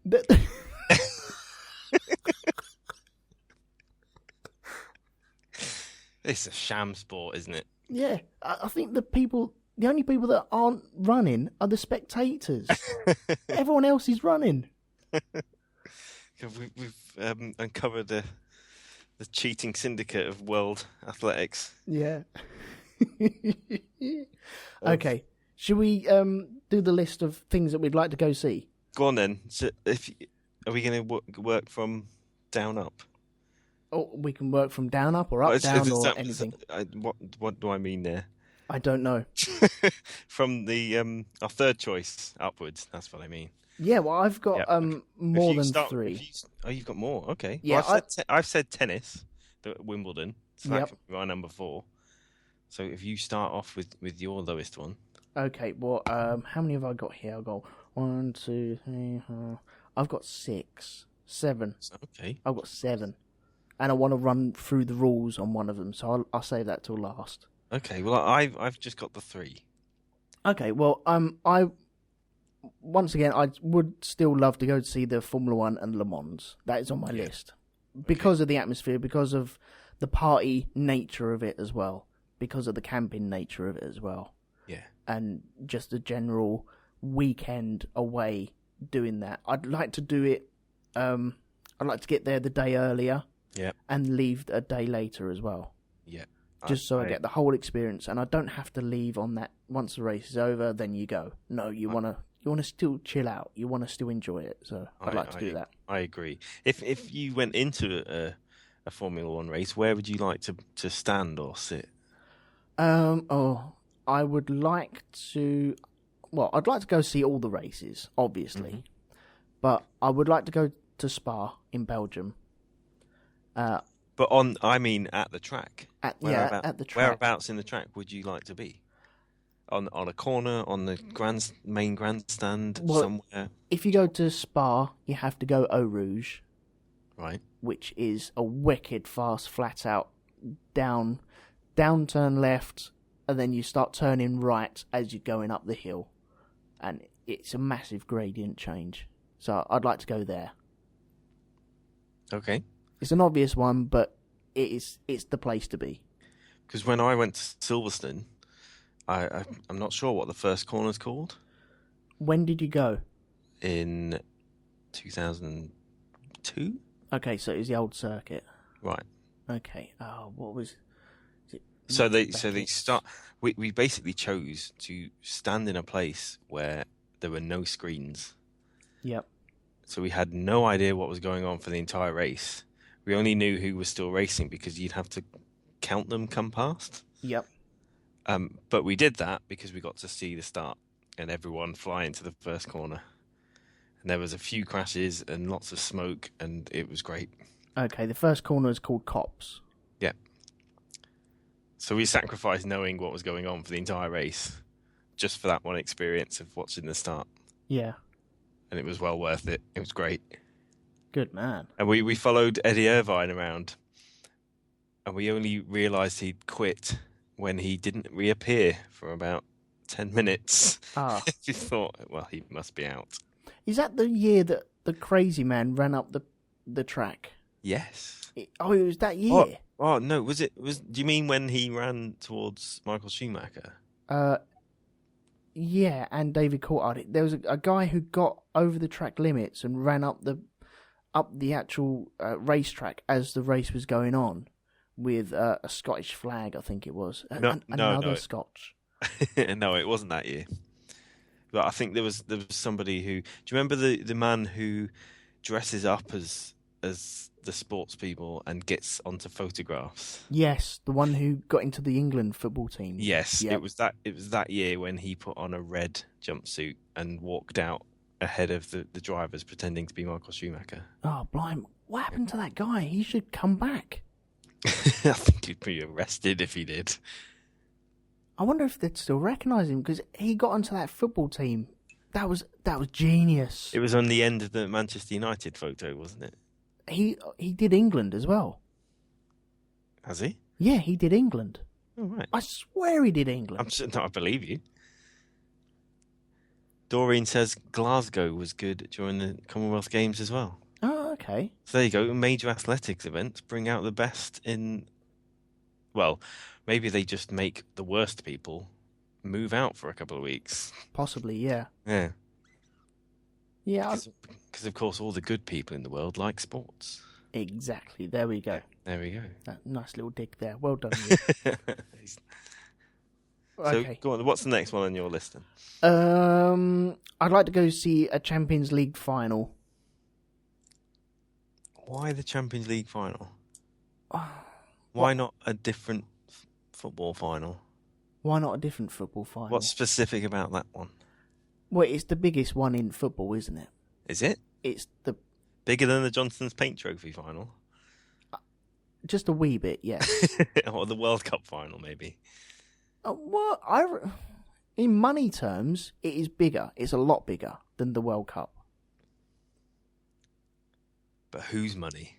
It's just going to the clubs. I mean, surely you want the prestige of winning the World Cup. Oh, God, yeah. Anyone would give away a Champions League final. But the World Cup, yeah, it's every 4 years. I don't know. I think I really like Champions League football. Right, okay. I like World Cup football as well. That's fine. But Champions League football, there's an air of something about it that I really like. If you had the choice between going to the World Cup final to watch England or the Champions League final to watch Manchester United or Colchester, let's be fair. Yeah. Which one would you go to? Ooh. That's a hard one. That's what she said. Said the actress to the bishop, yeah. I'd go for the... why do you have to put these questions on me? Okay, let's go for the Man U one. Yeah? Yeah. I think I'd go to see Millwall ahead of England as well. Yeah? Yeah. It's more, they're there all the time. You follow these teams every week. Yeah. England just come and go. Usually go in their tournament record. Yeah. They normally pool with someone to get home, don't they? Normally pool with France, because France is on the way home for England. I was going to say Scotland, but then that would require them to have qualified. Yeah, they need to get in there, don't they? Yeah. Well Wales. Done. Your dicks are very good Wales today. Yeah, well done. Yeah. England can come back with Wales next year. This year. There we go, sorted. What's your next one? Right, my third WWE wrestling. Have you ever seen it? I haven't. I have. Sports entertainment, isn't it? It's something that I haven't followed since I was sort of 19 or 20. Yeah. But to go and actually watch it must be absolutely hilarious. It must be a lot of fun. It is. Yeah. Because it is just pantomime, isn't it? Exactly. I know there's a lot of sports There's an awful lot of talent. Yes. Athleticism. That's the word. Thank you. That's the one. There is a lot of talent there, but it is first and foremost a pantomime, a soap opera. It is a soap opera. There, you have villains, you have your heroes, but they do go through. They are stuntmen getting kicked around, aren't they? Yes. But then again, it's all premeditated, so you can kind of... It's all conjured up way beforehand, possibly weeks beforehand. Yes. It's all choreographed stunt work in front of an audience. But then you don't know what's going to happen. So I just think it would be massively entertaining to go and watch that. Well, I took my son a couple of years ago. I can't remember when it was. And we were right up in the nosebleed areas. We went to the Dome to watch it. And it was WWE. I didn't even know it changed from WWF to WWE. I walked in. Oh, okay. You changed the name, have you? Yeah. Did you go and check for the ticket and say, "Excuse me, I've paid for WWF. What's this?" I was being a bit obnoxious and going, "They've got the name wrong. This is wrong." And it was fun. There was a point where my son was watching it. He was thoroughly enjoying it. I was probably enjoying it more because he was enjoying it. Yep. If I was there on my own, I don't think I'd last that long. But he was really enjoying it. There was people fighting. There's lots of fireworks and lots of music as people come out. And then John Cena came out, and he went bonkers. My son stood up and jumped up. And his body went all tense. And he's, "Oh my God, it's John Cena! Oh my God!" It was just adorable. I was there for Kelly, obviously. Yep. And saw her prancing around. So that was awesome. My day was made. And I would recommend it for people who are already into it, I wouldn't recommend it for people who haven't seen the sport and are just looking for a sport. Okay. Definitely. Brilliant. So thumbs up for WWE? Yeah, why not? That wins, yeah. Yeah, Awesome. why not? So what's your next choice? Arm wrestling. That doesn't strike me as a fantastic spectator sport. Have you seen the videos where someone gets their arm broken during arm wrestling? No. Okay. Not safe for work, let's put it like that. Right. They are grim. If you've got two massive man mountains going at it, hammer and tong, and when I say hammer and tong, they're not moving, they are totally cancelling each other out. But then all of a sudden, you hear a crack. So you want to break each other's arms, basically? I don't want to see that. No, I like the film over the top, and so I'm going to just enjoy it anyway. Okay. But, yeah, just Google arm wrestling broken arm. Flipping hell. That's enough to give you horrors, but that'll be good to watch as well. Fair enough. So how many have you got left?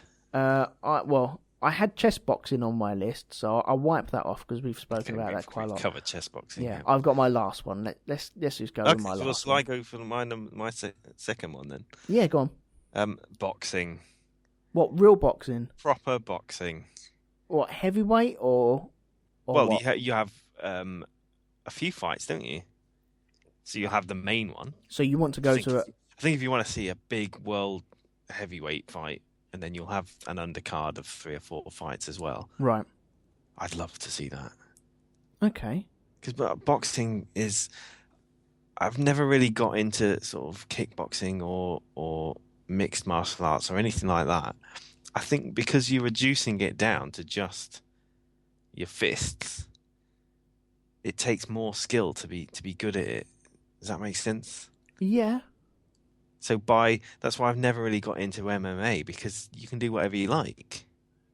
Yeah, it's all forms, isn't it? Yeah, so it just turns into people grappling on the floor.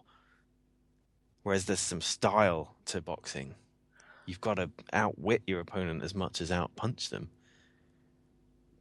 But didn't boxing go for a period of really boring, poor heavyweight champions? Yes, it's still going through that. Although Anthony Joshua, is that his name? Who's coming through at the moment. Looks pretty exciting. But that's partly because of the way that matches are being fixed, as in set up, by promoters. Wait, wouldn't you think that it's highly corrupt anyway? Allegedly, by the way. Oh, no, I don't mean fixed in terms of the winners. I just mean organised. Right, okay. So it used to be that you would have to fight 4 or 5 times in a year to defend your crown. Now it's maybe once, maybe twice. Yeah. So there's just not that. You don't get these big rematches. You don't get fighters fighting plenty of times, fighting each other plenty of times to go to defend their titles. Yeah. I don't know. But I would love to go and see. I mean, it's like any sport, it's pot luck as to whether it's going to be that good. Well, that's the name of the game, really, isn't it? But if you get a proper, really good heavyweight fight, that would be great. Oh yeah, I can understand. I can understand the appeal. As soon as I think of boxing, though, I think of Mike Tyson coming out of prison and Don Thompson there waiting with a limo. Yeah. And you think, you dodgy little sod. Not Tyson as well, because he got out of prison for rape and he's still lauded above everyone else, isn't he? Yeah. But also Don Thompson there. Is it Don Thompson? Am I thinking of the right person? The guy with the big hair? Yeah. Don King. Don King, that's it. Yeah. Don Thompson. Why am I thinking Don Thompson? I don't know where that's come from. Yeah, Don King. Yeah, just a sleazy, smiling, dodge Pop McDougal, as far as I'm concerned. But that's not all boxing. No, it's not. No. That's just him. No, that was his way, and he liked it that way. So, yeah. Allegedly, of course. I don't want to be sued or anything, because he could sue my ass and then destroy me. So, He could, then there'd be no more Shonky Lab. No, but then I'm sure... Or you could do it from prison, I suppose. I don't think they're allowed equipment in the prison. It's just the wires and stuff like that. I think they might be used for something else. Right. We're getting sidetracked again. Yes, right. Shall I do my number one? Go on then. I'd like to go see a match of Kabadi. Is that the Indian sport? Oh, yes. It's British Bulldog, essentially, isn't it? Well, can I read out the international rules for this? Go on. Right. This is on the Wikipedia. So bearing in mind, I'm going from a place where they have race walking, right. And the photo of that is people running. Yes, and none of the people in those photos are walking. Exactly, yes, right. So on Wikipedia, it says, the international team version of Kabadi, 2 teams of 7 members each occupy opposite halves of the field, 10 metres by 13 metres. In the case of men, 8 metres by 12 metres in case of women. Each have 3 supplementary players in reserve, so you got 3 subs. Okay. The game is played 20-minute halves and a 5-minute half-time break, during which each team exchange sides. Okay, we're all okay at the moment, aren't we? Yeah. This is where it gets bonkers. The team takes turns in sending a raider into the other half of the pitch. To win a point, the raider must take a breath, run into the opposite half, tag one or more members of the opposite team, and then return to his home half before inhaling again.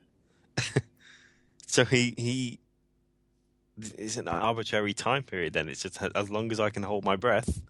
And run. I can tag it. Yeah.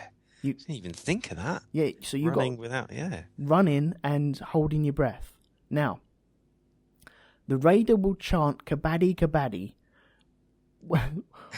So he's not allowed to breathe. No. But he's chanting Kabadi, Kabadi. Ah, here we go. The raider will chant Kabadi, Kabadi with his exhaling breath to show the referee he has not inhaled. The raider will then be declared out and will not gain the point if he inhales before returning to his side. or returns without touching an opponent. The tag defender will be out, and if they do not succeed in catching the raider who has tagged them, wrestling the raider to the ground can prevent him from escaping before he needs to inhale. Wow. So it's a sport where you have to run and hold your breath and then shout Kabadi to prove that you're not taking another breath in. It seems bonkers, but I would love to go see something like that. I think to really appreciate it, you've got to play it. That sounds like a great game to have a go at. I think it would be, yeah. Yeah. It was always on Transworld Sport on Channel 4. That's a quality sports program. Yeah, exactly. Sunday mornings, Transworld Sport will come on and you get your weekly dose of international... Of randomness. Yeah, that's international nonsense. Ping I think pong. that would be what Phil Henderson would be champion of. Mediocre sport, Transworld Sport, basically. Yeah. There we go. It was always sailing and things, wasn't it? Sailing, ping pong, archery. Yeah. Oh, Kabadi. it's wonderful. Wonderful. Go on, what's your number one then? My snowboarding. Ooh, okay. And it's basically represents the Winter Olympics. Mm-hmm. But we wanted to specify particular sports, didn't we? So snowboarding. I don't know if you watched the last Winter Games. All of the Winter Games, everything that they do is brilliant. I catch it when it's on. I don't sit down. When it was in Russia recently, wasn't it? Yes. Yeah. Sochi. That's right. Right. Okay. Yeah. And following the British athletes is fantastic because there's no pressure on them whatsoever. They're all, by and large, terrible, except for Skeleton. That's sliding headfirst down a mountain on ice on a tea tray. Oh, the lady won it, didn't she? Yeah. Yep. And all of the sports are dangerous. Basically, add ice to anything, and it makes it much better. Mm-hmm. But snowboarding, yeah, with the freestyle when they're all jumping and spinning and doing all stuff, and everybody looks really cool with all the snowboarding gear on, and all the crowd are loving it, and there's music going. Yeah, fantastic. Yeah, okay. Have you ever done snowboarding? I haven't. It's really hard. Is it? It's really hard. Well, as Eddie Izzard said, there's only two styles of snowboarding. It's looking cool or dead. There's no in between. I've only ever done it on a dry ski slope. Yeah. And the last time I went, I ended up cracking the back of my head with my board. That's quite impressive. I scorpion kicked myself in the head. That's showing some flexibility there. Yeah, that was quite painful. I'm not very good at all. My friend, he's very good, and I used to borrow one of his wife's boards to go with him once a week, just for the crack of it, and because he wanted someone to go with. And so there's him just on the barrels and the half pipes and stuff like that, and having fun. And there's me, falling leaf all the way down, not very good. And I was getting all right, but I wouldn't consider myself anywhere near decent or half decent at all. Sort of arms flailing everywhere. Arms are all right. It's more twisting the torso to get that working all right. But if you get your leading edge stuck in the dry slopes, then that's it. You're done for. And this time, my whole body was facing forwards down the hill, and I was leaning back, and I had my trailing edge digging into the ground, which you're supposed to do. Right. And for some reason, turning was my problem, and my leading edge dug in. And at that point, then you're just a passenger. And so then you hit belly first on the floor, but you're not going to hit the flat floor. You've got that other meter to fall down. So you're already falling at quite a rate. And then my whole body was there, my face was planted on the floor, arms all over the place, and the momentum of my body carried my feet all the way over and cracked my head. And yeah, I think that was the point where I went, right, that's it, I've had enough for tonight. No more. Yeah.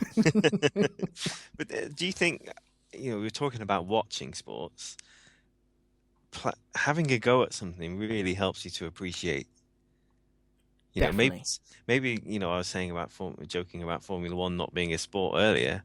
Yeah, I don't drive, so I have no bearing on how difficult it actually is. Yeah, obviously going at 200 miles an hour is going to be difficult in anything. Well, anyone can go fast in a straight line. Yeah, that's not the challenge of that. It's more getting around the corners and getting around the track as quickly as you can. And driving something small like a Formula Ford or something like that at Brands Hatch is still very demanding. But because you've had that experience of snowboarding, even if it's just a little bit, if you were to go and watch that and watch them flip around and spin around, you'd have a much better appreciation of it. Oh, yeah. Yeah. Well, we've both played football. Yes. And five-a-sides, and I know when you was up, we were talking about that quite a lot. And I've played with some people that are very, very good, indeed. Yeah. And there's me, there's like the good people around me, and then there's so many other levels up from that, and then you get to semi-professional, and then there's a massive gulf between that and then the tops. And you can really, when you're around them people that are playing the top end of the spectrum, you can just see it. Everything, the control on absolutely everything is just so quick and mind-blowing to what you can actually put out there. Yeah. Looks easy. Looks well easy. But doing it is just another thing. I know, I mean, I've tried American football before. Yeah. And you don't realise, because you see some of the athleticism of those players. the way they catch the ball and leap up above things and run so fast. It's actually really difficult to move around in all that padding. Mm. And it's quite top heavy as well, because you've got all the stuff on your shoulders and your helmets and everything. Yeah. So yeah, even though I've only tried it a couple of sessions, you do get that huge appreciation. It's a massive difference between watching something you've got no experience in. Yeah. Oh, I totally agree. Like, I mean, ice hockey, for example, the professional players, they're skating before they can walk. They're on the ice before they can walk. Yeah. Whereas I'm still very much wobbly. I've been described as Bambi. Oh, yeah, yeah. Just flailing limbs and struggling to stay up. No, I totally agree. Totally agree. And you see these guys flying around, and they're not even thinking about it, because they're thinking about controlling the puck and doing that. I mean, people say, you know, these footballers get paid so much money, but the top footballers have been doing nothing else but football since they could walk. Yeah. You know, spending every waking hour that wasn't at school or asleep. Well, that's not a waking hour, I suppose, is it? No, that wouldn't be classed as a waking hour. Every waking hour, apart from, you know, eating. Apart from the ones where I'm asleep, at school. Yeah, and being asleep. Playing football. Oh, dear. Did the troll just troll himself? Absolutely. Yeah. Yeah. Too many words. Yeah. Okay, right. We've got 4 minutes left. Is there anything else you'd like to mention on sports events? Probably. But nothing's jumping to mind. Okay. The enthusiasm of European supporters generally compared to here. Yeah. I think, well, they do have problems with football violence like we do. But they also tend to be, when it's not violent, it's just, you know, the whole stadium's jumping up and down.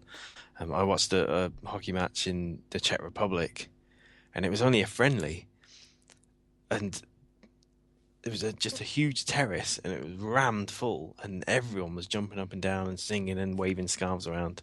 It was fantastic. Mm. Whereas here we were a bit more reserved. Yeah. Or nasty. Yeah, the nasty bit is the bit that we don't want in sport at all. Although I suspect it's just that because we don't understand, well, I didn't understand the language, they could have been being really nasty as well. Yeah, it's true. Right, I'm going to leave it there if that's all right. Awesome, yeah. Right, thank you to everyone that's joined us in the chat room. Is there anything you'd like to plug before we ditch this? Not really. No? This is the first podcast I've done, so I've got nothing. No. Buy maps. There you go. Buy maps. Buy Ordnance Survey maps. Okay. That's my work will be pleased. Buy a map and save go out. Yeah, and look for cricket pitches on it, and then go and watch cricket. There you go. There you go. Excellent. Okay. Well, I'm going to finish by saying thank you to everyone in the chat room for joining us. You've been absolutely wonderful. Thank you to everyone who's downloaded this as well. You're all totally awesome. iTunes reviews are also welcome. I'm just saying it helps us climb up a magical ladder that doesn't really exist. Please go check out the Black Dog podcast, which I'm involved in with Lee Metcalf, Darren Barnard and Mr. Jim Moon. Please go to rogue2.com where all of this is housed. And if you go over to there, you can find the Patreon details, which it gives you a whole list of everything that will help us create more shows in the future. I think that's around about it. Yeah, I think it is. Okay, so thank you, Lee, for joining me. No worries. Thank you. It's been excellent, and I will end on this note. Please leave quietly. This is a residential area.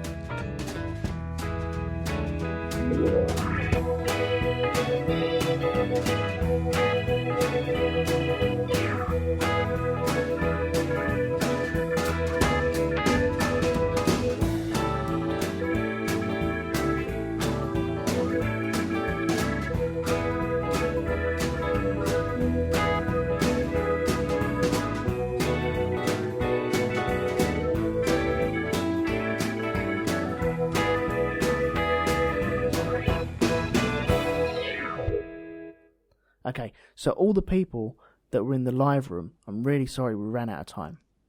Okay. But this is the extra little bit that you get on the end of the podcast, just to give you a incentive to download it, even though you've already heard it live. This is the incentive. We are giving you the gold here.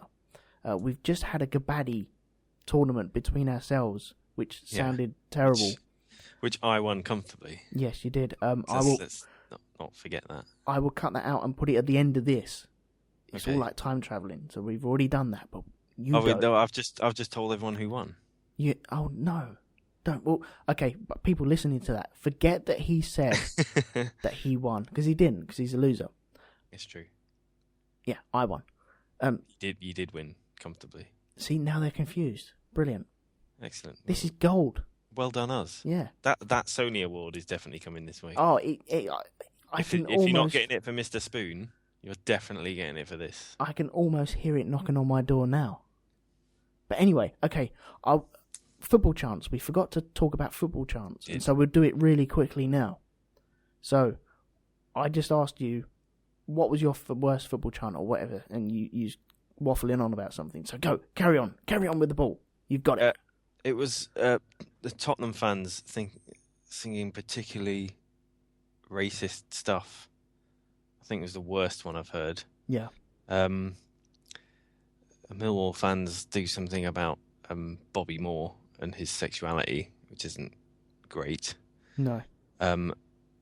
My favourite one, which this isn't winning me the gold Sony yet, which made me chuckle. Yeah. Was the at Bristol, Millwall fans during the foot and mouth crisis were singing, complete with actions, head, shoulders, foot and mouth to the Bristol fans, which made me chuckle. Oh dear. Yeah.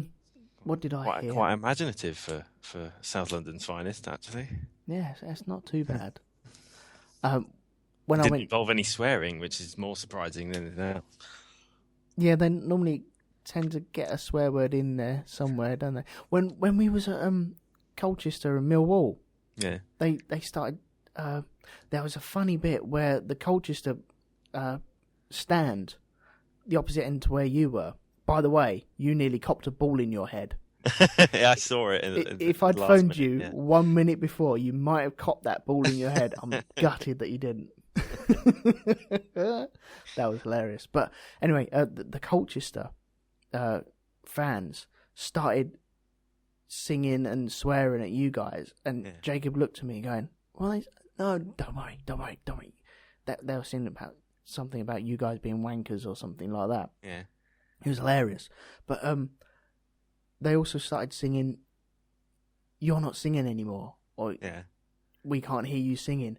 And so the Millwall fans decided to go, "Mill." Yeah, they make that noise, don't they? They call it the monk chant, and it's just like that. Yeah, just a drone. As long as you can. But funny you talking about Kabadi, because that's probably why I may see I've ruined it again by giving away who's won. No, it's all right. It's carry on. That's if I was to win the Kabadi competition. Yeah, right. Yeah, exactly. It's unlikely, but if I were, it would be through years of going to the den and doing that chant and going Mill for as long as you possibly can, and it doesn't finish. Oh no, it carries on. You don't do the wall bit; it just stops. Yeah. Eventually, so on the good atmospheres, that noise will go on for 5-10 minutes, and wow. you can see the opposition players just think, you know what, I don't want to be here. Yeah, and it's got that sense of unnervousness. Yeah. It does work very well. The worst chant I've heard, bearing in mind I've only been to a handful of games. Yeah. I went up to Old Trafford to watch Man U Arsenal. I was given a ticket, luckily enough. And Arsene Wenger, every time he stood up and walked to the box, the whole stadium, bar maybe even some of the Arsenal supporters as well, were singing "Sit Down, You Paedophile." I've also heard with a packet of sweets and a cheeky smile, Wenger is a dirty paedophile. Yeah. I don't know who sang that one. Now, we're not saying that he is a paedophile. There are no allegations allegedly. whatsoever. I think it's not even allegedly, is it? There's just nothing. No, there's nothing. It's just that he looks... He wears a big coat. And he looks like the child snatcher from Chitty Chitty Bang Bang sometimes. Maybe. He's got that air of... I don't want to say air of paedophilia around him. Because he hasn't. He's got a packet of sweets. And a puppy. And a van. Not allegedly, but not proven either. There's just nothing. No, there's no... This is an imaginary world. I would lay it on my house that there is nothing like that connected with him. Nothing whatsoever. Why he gets that, I do not know. I have a theory that football managers come into two categories. They look like a football manager, like Jose Mourinho with the suit and the tie and all that stuff. Or they look like a paedophile with the sports coat, the baseball cap. You know, that look. And I won't name any particular names. No, please don't. But yeah. Wow. Anyway, so that's just my thinking. How did this is the bonus gold that you're giving people? Apparently, yeah. Talking about racist chants and paedophilia. What more? Get into sports, kids. It's fantastic. Oh dear. Right. Okay. I think we'll end the goldness here. Right. Now we'll follow is a Kabadi tournament between myself and Lee. With an unspecified winner. We do not know. No one knows who won. No. I don't even know, and I was in it. Okay. Or was I? Let's leave it there. Okay. Right. Are you ready? I am. This is for the World Championship. Okay. Yeah, you sure? Yep. You up for it? Yep. You don't look like it. You can't see me. I'm goading you. Okay, let's go. I'm scaring Bring you. It. Bring it. Great bands. Top bands. Come at me, boy. No, don't give it. Don't give it. I'll take you down to Chinatown. Your mum. Oh, no blow. Shots fired. Yeah, come on then. Let's go. Okay, right. You ready? Yep. Right. 3, 2, 1, and then start taking your breath. Okay. Okay. Yep. I nearly breathed in then. Right. Hang. I've just got to stretch. Stretch your jaw. Yeah. Stretch your lungs. Yeah, you done. All right. There's less of that. Ready. 3, family. 2, 1. Kabadi, Kabadi, Kabadi, Kabadi, Kabadi, Kabadi, Kabadi, Kabadi, Kabadi, Kabadi, Kabadi, Kabadi,